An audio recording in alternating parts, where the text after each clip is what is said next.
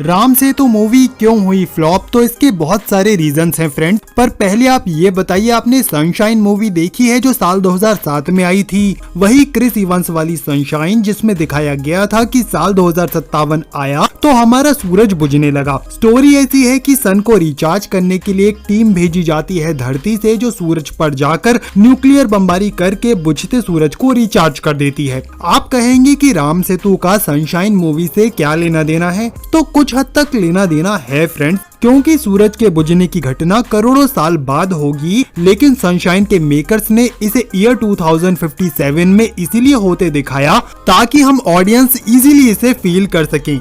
ये नियम वाकई में होता है ऑडियंस को अपनी स्टोरी फील कराने का, कि आप अपनी कहानी का जो क्रम सेट कर रहे हो वो वर्तमान से ज्यादा नजदीक होना चाहिए, क्योंकि इससे दर्शक आपकी कहानी को अच्छी तरह फील कर लेते हैं। फील करेंगे तभी कहानी को लाइक करेंगे, और लाइक करेंगे तभी कमाई होगी। सेम इसी तरह राम सेतु मूवी में भी मेकर्स ने किया। क्या आपको पता चला श्री राम एक्चुअल में कब आए थे? आपने जानने की कोशिश की है फ्रेंड्स? मैं बताता हूँ। राम जी आए थे त्रेता युग में। ईयर्स में काउंट करें तो 9 लाख साल पहले प्रभु राम ने अवतार लिया था। यानी राम सेतु अगर 9 लाख साल से पहले बना हो तो ही ये प्रूव हो सकता है कि उसे प्रभु राम ने नहीं बनाया। लेकिन राम सेतु मूवी आप देखते हैं तो उसमें कुछ अजीब ही मेंशन है। राम सेतु मूवी में डॉक्टर आर्यन बस ये साबित करना चाहते थे कि राम सेतु 7000 साल से ज्यादा पुराना है, और कहानी में ऐसा वातावरण बनाया गया है कि अगर डॉक्टर आर्यन ये प्रूव कर देते हैं कि राम सेतु 7000 साल से ज्यादा पुराना है, तो मतलब ये होगा कि उसे प्रभु राम ने नहीं बनवाया।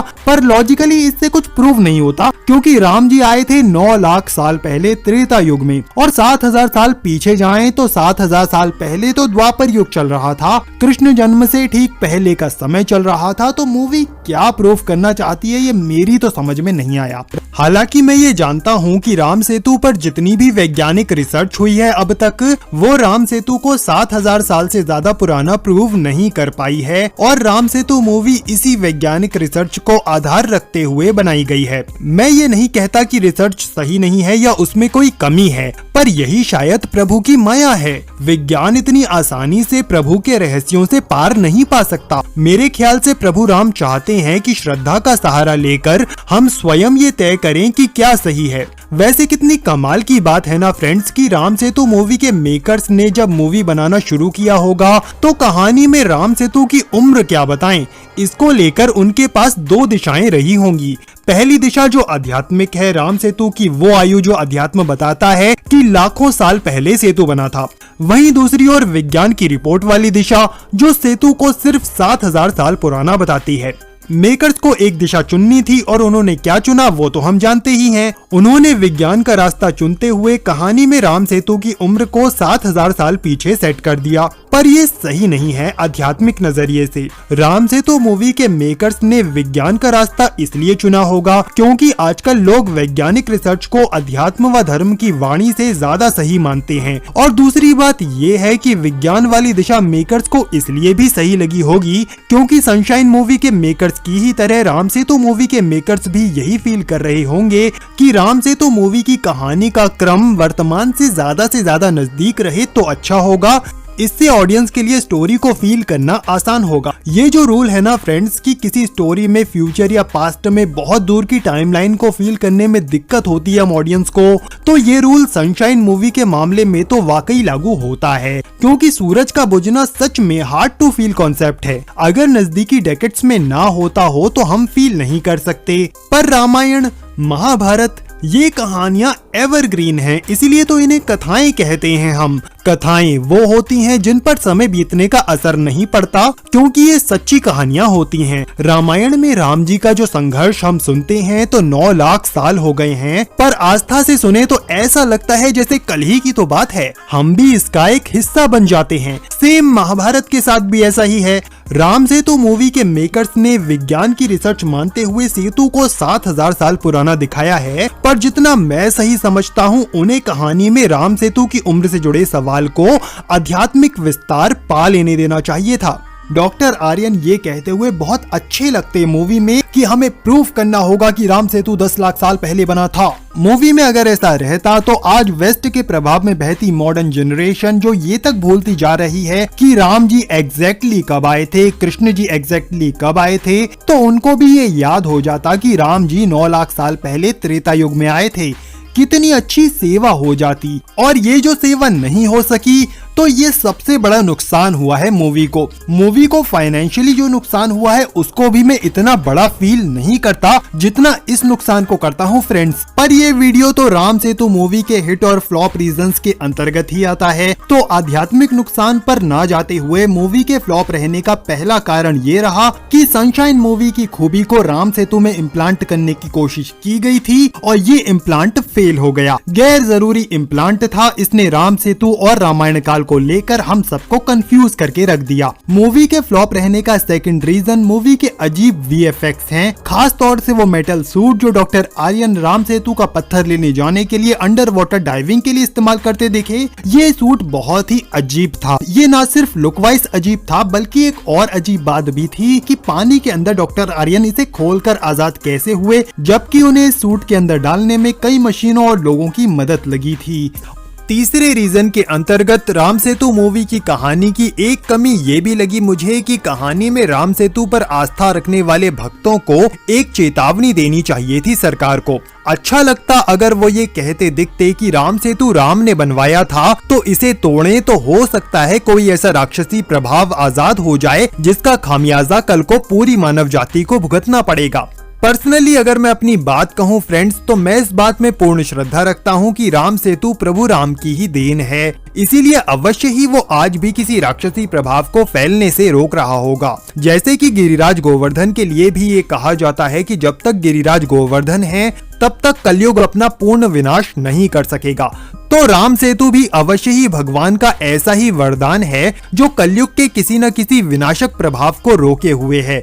मैं नहीं जानता क्या, पर कुछ तो है। इसीलिए श्रीलंका और भारत के बीच डायरेक्ट रूट रुकता है तो रुके, पर मैं भी मानता हूँ कि राम जी की निशानी इस सेतु को हर हाल में बचाया जाना चाहिए। इसीलिए राम सेतु की कहानी में राम जी पर श्रद्धा रखने वाले एक ऐसे व्यक्ति की कमी लगी मुझे जो आर्यन को कहता कि सेतु टूटा तो अवश्य कोई राक्षसी शक्ति आजाद हो जाएगी जिससे तुम्हें डरना चाहिए। और अब मूवी के फ्लॉप रहने के चौथे कारण के तहत मैं आता हूँ, यानी मूवी के स्टोरी स्ट्रक्चर पर। राम जी को भूलती जा रही कम श्रद्धावान आजकल की मॉडर्न ऑडियंस को जिस वजह से राम सेतु पसंद नहीं आई, इस बारे में जो भी मुझे लगता है वो सारा चौथे रीजन के अंतर्गत आता है, जो है राम सेतु मूवी की नीरस स्टोरी। हालांकि अक्षय कुमार की एक आर्कियोलॉजिस्ट डॉक्टर आर्यन के रूप में एक्टिंग काफी अच्छी है, पर बढ़ती स्टोरी फिर भी डल ही होती चली जाती है क्योंकि कहानी में कोई खास ट्विस्ट नहीं है। कहानी शुरू से लेकर एंड तक एक ही थीम पर चलती रहती है कि डॉक्टर आर्यन राम सेतु का इतिहास जानने जाते हैं और उन्हें वही मिलता है। तो इसमें अलग क्या हुआ, इसमें इंटरेस्टिंग क्या है? इसमें इंटरेस्टिंग खास तौर से इसलिए भी कुछ नहीं है क्योंकि इसमें कुछ रामायण काल से जुड़ा हुआ नहीं खोजा जा पाता।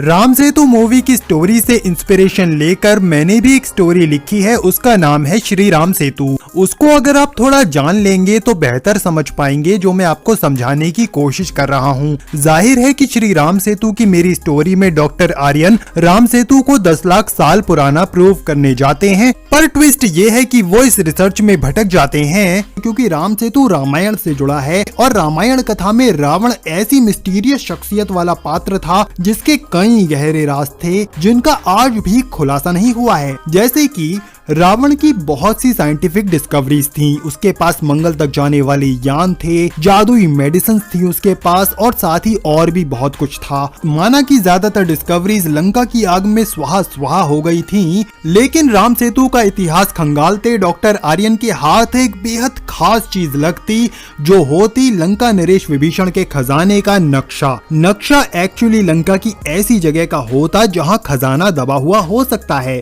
क्योंकि लंका में हनुमान जी ने जब आग लगाई थी ना तो लंका में सब कुछ तो जल गया था पर एक घर नहीं जला था और वो घर था रावण के भाई विभीषण का घर। उस घर में जो धन संपत्ति थी, माना कि वो रावण के खजाने जितनी नहीं रही होगी, पर आज के मुताबिक वो फिर भी काफी कीमती होगी। और रावण के मरने के बाद विभीषण को जब प्रभु राम ने राजा बनाया था लंका का, तब भी लंका की राजकोष में कुछ दौलत तो होगी ही, वो सारी दौलत भी गई कहां, इसका भी जवाब नहीं मिला है। पर कहानी में ट्विस्ट लाने वाली बात होती कि राम सेतु का इतिहास खंगालते हुए डॉक्टर आर्यन को ऐसे प्राचीन दस्तावेज मिलते जो लंका में बनी गुप्त जगहों के होते। एक्चुअली एक नक्शा मिलता। आर्यन सोचता कि हो ना हो यहाँ वो खजाना छुपा हुआ हो सकता है, उसे अब लालच आ जाता। राम सेतु की हिस्टोरिकल इन्वेस्टिगेशन गई भाड़ में, अब वो बस खजाना पाना चाहता। वो इस नक्शे को टीम से छुपाकर अलग ही रिसर्च करने लगता। डॉक्टर सैंड्रा को फिर भी पता चल ही जाता। वो सरकार को सूचना देने ही वाली होती, पर आर्यन उसे मना लेता। दोनों के बीच एक डील फाइनल होती, यानी अगर खजाना मिलता तो आधा सैंड्रा रखती। पर नक्शे में लंका की जो छुपी जगह दिखती थी वो खतरनाक थी। आर्यन वहाँ अकेले जब जाता एपी के साथ, तो सैंड्रा को तो इन पर भरोसा नहीं था, वो चुपचाप इनके पीछे चली आती। और बाली तो इनका पीछा करता ही रहता था, तो वो भी वहाँ आ जाता। पर उस जगह का सुरक्षा सिस्टम ऐसा था, उस जगह का कुछ मायाजाल ही ऐसा था कि इनकी जान लेने पर तुल जाता वो। और फिर बाली की मौत हो जाती, उसके बाद सैंड्रा की भी मौत हो जाती। मौत काफी रहस्यमय होती। सैंड्रा की मौत से आर्यन टूट जाता, क्योंकि इस सब में उसने ही सैंड्रा को घसीटा था। पर फिर भी एपी के साथ वो आगे बढ़ता रहता। आखिर में वो एग्जैक्टली उस जगह पहुंचता जहां वो तिजोरी थी। पर नक्शे में दिखती वो तिजोरी, जब वो वहां पहुंचते तो तिजोरी में खजाना नहीं था, बल्कि विभीषण के लिखे हुए बहुत से विवरण वहां मिलते उन्हें। विभीषण ने एक स्वर्ण ग्रंथ में लंका दहन और श्री राम रावण युद्ध का वर्णन किया था। अपने जीवन के अनुभव उसने लिखे थे, राम जी का सौंदर्य वर्णन उसने किया था। बहुत कुछ उसने सोने के पन्नों पर लिख रखा था। एपी अब अचानक कहीं गायब हो चुका था और आर्यन संस्कृत में लिखे ग्रंथों के बस एक दो पन्ने ही वहां पढ़ता। पर उससे भी वो जान जाता कि सब कुछ विभीषण द्वारा अपने हाथों से लिखा है और श्री राम रावण युद्ध कोई कल्पना नहीं थी, ऐसा भी आर्यन को विश्वास हो जाता। उन पन्नों पर जो शब्द थे उनका जादू ही कुछ अलग था। वो आर्यन को बिलीव दिला देता कि सब कुछ असली था, कुछ भी कल्पना नहीं थी। रामायण कोई महाकाव्य नहीं, एक असली हुई ऐतिहासिक घटना का विवरण है। आर्यन ने अब क्या किया कि सबको विश्वास हो सके, इसलिए उसने ग्रंथ को साथ ले जाने की कोशिश करी। पर तभी पीछे से किसी ने उसके सर पर मारा और आर्यन बेहोश हो गया। घंटों बाद उसकी आंख खुली जंगल में। अब वो वहाँ नहीं था उस तिजोरी वाली जगह पर, उस गुफा में, बल्कि वो खुले जंगल में आ चुका था। आर्यन वहाँ से पैदल चलकर वापस तो लौटा, पर विभीषण की डायरी पढ़ लेने के बाद अब उसे श्री राम पर पूर्ण विश्वास हो चुका था। वो अब ये प्रूव नहीं करना चाहता था कि राम सेतु मैन मेड नहीं है। आगे वो कुछ दिन लंका में ही रहा और उसके कुछ दिन बाद राम सेतु पर कोर्ट में नई रिपोर्ट उसने दी, जिसमें लिखा था आर्यन ने कि लाख कोशिशों के बाद भी राम सेतु के निर्माण काल का हम पता नहीं लगा सके हैं, पर यह रामायण काल से जुड़ा हुआ हो सकता है। उस रिपोर्ट में आर्यन ने यह भी लिखा कि लंका के जंगल में घूमते हुए हमें श्री राम के होने के नए सबूत मिले थे, पर जिन्हें अपने साथ हम नहीं ला सके। हमने कोशिश तो की, पर डॉक्टर सैंड्रा की जान चली गई और फिर मैंने और कोशिश नहीं की। लगता है कि प्रभु राम भी नहीं चाहते कि हम इस पर ज्यादा खोजबीन करें, इसलिए मैं इस पर दोबारा नहीं लगूंगा। राम सेतु प्रभु राम की निशानी है, जिसे हर हाल में बचाया जाना चाहिए। आर्यन की दी इस रिपोर्ट से देश में खुशी की लहर दौड़ जाती है, उसकी खोई हुई इज्जत भी वापस आ जाती है। आर्यन की जो पुरानी टीम थी वो अब भी राम सेतु को नॉन मैन मेड प्रूफ करने में लगी रही, पर आर्यन अब पीछे हट चुका था, जिससे गायत्री काफी खुश थी। लास्ट सीन में आर्यन करियर डे पर अपने बेटे के स्कूल में आकर बच्चों को थोड़ा बनावटी अंदाज में एक कहानी के जैसे सुनाता सब कुछ कि क्या हुआ था। वो ये नहीं बताता कि खजाने को लेकर उसमें लालच आ गया था, पर बाकी बातें बताता, जैसे कि लंका में उसने विभीषण की डायरी पढ़ी और तब से उसका राम पर विश्वास हो गया। एक बच्चा पूछता क्या मैं भी उस डायरी को कभी पढ़ सकता हूँ, तो आर्यन कहता कि इसके लिए तुम्हें वहाँ जाना पड़ेगा। तो बच्चा कहता क्या मैं वहाँ जा सकता हूँ सर?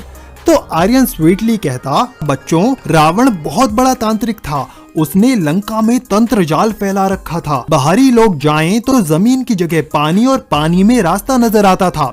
एक बच्चा पूछता क्या आप दोबारा वहाँ गए सर, उस गुफा में, उस तिजोरी के अंदर उस ग्रंथ को पढ़ने?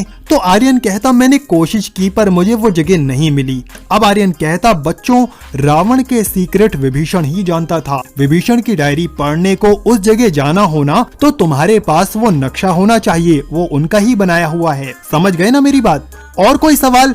आर्यन कहता सारे बच्चे हाथ उठाते। सभी को अब भी आर्यन से कुछ न कुछ पूछना था, लेकिन इससे आगे मूवी में नहीं दिखाया जाता क्योंकि इसी के साथ स्टोरी खत्म हो जाती। मूवी की ऐसी एंडिंग बहुत अच्छी लगती। फ्रेंड्स, ये रावण की जो तंत्रजाल वाली बात है ना, ये भी कोई झूठ बात नहीं है। सच में रावण ने लंका में ऐसा तंत्रजाल फैला रखा था कि बाहरी व्यक्ति नहीं आ सकता था। आ जाए तो चक्कर घिन्नी की तरह उसका दिमाग घूम जाता था। इसीलिए तो हनुमान जी डायरेक्ट सीता जी तक नहीं जा पाए थे, बल्कि पहले विभीषण को ढूंढा था उन्होंने, ताकि रावण के तंत्रजाल में वो रास्ता ढूंढकर सीता जी तक पहुंच सकें। फ्रेंड्स, ये सारा कुछ जो मैंने आपको बताया ना, ये सब मुझे सत्संग, प्रवचन और राम कथा में पाई हुई बातें हैं। मेरे ख्याल से राम जी और कृष्ण जी से रिलेटेड मूवी बनानी हो तो मेकर्स को पहले अच्छे से सत्संग सुन लेना चाहिए या फिर जाकर संतों से पूछ लेना चाहिए, क्योंकि इसी में भलाई है। आखिरी पॉइंट की बात करूं तो एक्चुअल राम सेतु मूवी के स्टोरी बेस में ट्विस्ट वाली बात क्या रखी गई है friends, tell me.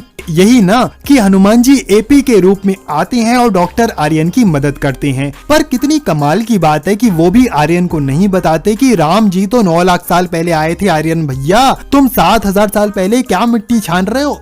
Basically movie में ये दिखा दिया गया है कि हनुमान जी को भी पता नहीं है कि राम सेतु कब बना था। और कितना मैं इस पर बात करूं, कितने इसके नेगेटिव पॉइंट्स की चर्चा करूं, अरे यार मैं भी थक गया। अब वीडियो को खत्म करता हूं, ऐसा करता हूं। होपफुली आपको वीडियो अच्छा लगा होगा। चलते हैं, मिलते हैं अगले वीडियो में। Till then take care. अरे हाँ, चैनल को सब्सक्राइब करना और बेल आइकन दबाना प्लीज मत भूलना, और कुछ सा कमेंट भी कर देना। मिलते हैं अगले वीडियो में। चलते हैं, बाय बाय।